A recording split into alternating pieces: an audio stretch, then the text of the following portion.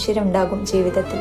ആരുടെയെങ്കിലും ജീവിതത്തിൽ നമ്മളും പകരം വെക്കാനാവാത്ത മനുഷ്യനാവുക എന്നതു മാത്രമേ ആ മനുഷ്യനോട് നമ്മൾ ചെയ്യേണ്ടതുള്ളൂ. ഒരുപക്ഷെ ഈ വരികൾ വായിക്കാനിടയായ എൻ്റെ സാഹചര്യമാകാം ഈ പുസ്തകം വാങ്ങാൻ എന്നെ പ്രേരിപ്പിച്ചത്. അതുമല്ലെങ്കിൽ ഇതാവും ഖദീജ വായിക്കാനുള്ള എൻ്റെ ശരിയായ സമയം. ഒരുപക്ഷെ നിങ്ങൾ ആലോചിക്കുന്നുണ്ടാവും ഞാനിതൊക്കെ എന്തിനാ നിങ്ങളോട് പറയുന്നത്. കാരണം ഖദീജ വായിക്കുമ്പോൾ ഞാനായിരുന്നു ഖദീജ, ഞാനായിരുന്നു ആയിഷ. അബൂക്കയും ഹസൻകയും കുൽസും ഒക്കെ എനിക്ക് പ്രിയപ്പെട്ടവരായിരുന്നു. പിണക്കം മാറി നീ വരുന്നതും കാത്ത് തിണ്ണയിലിരിക്കുന്ന കുൽസൂനെ എനിക്ക് കാണാം. നീ മരിച്ചതിൽ പിന്നെ നിലച്ചുപോയൊരു കൽബുമായി നിന്റെ കബറിനടുത്തിരിക്കുന്ന അബൂക്കായെ എനിക്ക് കാണാം. ദുനിയാവിൽ കൊതിച്ച സൗഹൃദം അങ്ങ് ജന്നാത്തിൽ ആയിഷയോടൊപ്പം പങ്കിടുന്നത് കാണാം. നിങ്ങളെ കിസ്സ പറച്ചിലുകൾ കേൾക്കാം. പ്രിയപ്പെട്ട ഖദീജ, വായനയിലെവിടെയോ ഞാൻ അറിയാതെ ഞാൻ നീയായി മാറിയിരിക്കുന്നു. വായിക്കാൻ ഒരിത്തിരി സമയമുണ്ടെങ്കിൽ നിങ്ങളും വായിച്ചോളി.